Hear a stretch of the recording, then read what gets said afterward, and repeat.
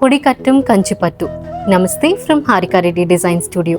దగ్గరికి రండి, ఈ చీరలో అందాన్ని ఏంటో చూపిస్తాను. చీర చూసారా అండి ఎంత అందంగా ఉందో.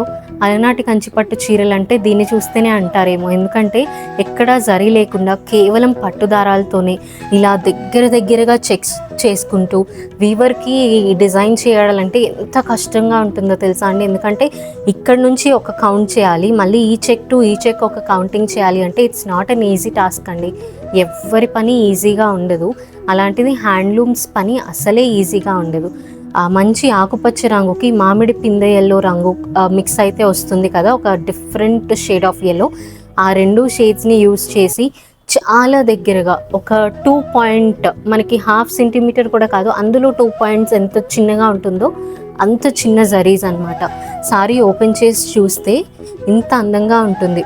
పళ్ళు బ్లౌజ్ వచ్చి మనకి ఎల్లో కలర్లో ఇచ్చారు, ఇలా జరీ లైన్స్ వచ్చింది. అలాగే బ్లౌజ్ వచ్చి మనకి ప్లెయిన్ ఎల్లో బ్లౌజ్తో ఏదైతే చీరకి బార్డర్ ఉందో అదే డిజైన్ చేశారనమాట. దీన్ని మనం అనార్కలీగా స్టైల్ చేయొచ్చు, లెహెంగాగా స్టైల్ చేయొచ్చు.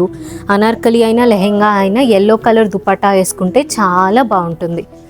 సెలబ్రిటీ నయనతార గారు ఎక్కువ ఇలాంటి కంఫర్టబుల్ సారీస్ స్టైల్ చేస్తూ ఉంటారు. వాళ్ళే స్టైల్ చేయాలా అండి, మనం ఎందుకు చేయకూడదు? ఒక్కసారి ఈ సారీ ట్రై చేసి చూడండి, కంఫర్ట్ అంటే ఏంటో మీకే తెలుస్తుంది.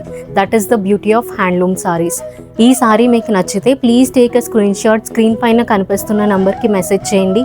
దీన్ని ఇంకా బ్యూటిఫుల్గా మీకు తగ్గట్టు ఎలా స్టైల్ చేయాలో నేను సజెస్ట్ చేస్తాను.